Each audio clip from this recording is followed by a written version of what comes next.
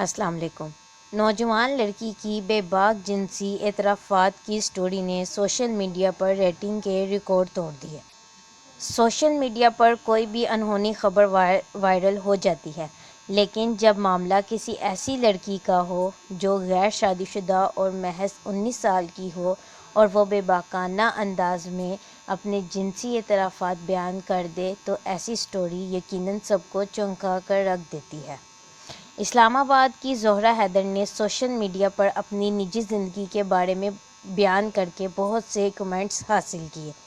زہرہ حیدر، جو ابھی 20 سال کی عمر کی ہیں، 19ویں جنم دن کے کچھ دن بعد کینیڈا منتقل ہوئیں۔ انہوں نے لکھا کہ انہوں نے اپنی جنسی خواہشات کی تکمیل کے لیے ہوٹل رومز کا استعمال کرتی تھیں اور ان کے والدین نے ان کو عجیب سے لباس پہنائے جو ایک عورت کے لیے بالکل مناسب نہیں تھے۔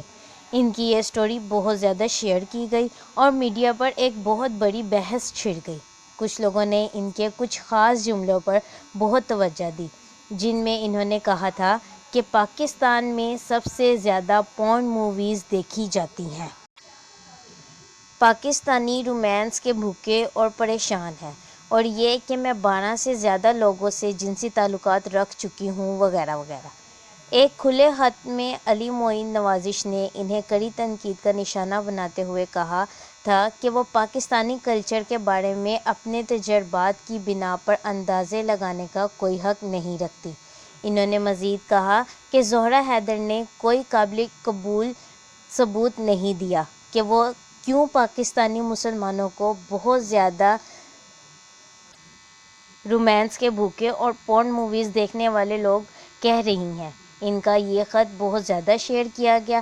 کچھ لوگوں نے زہرہ کی ہمت کو بہت سراہا۔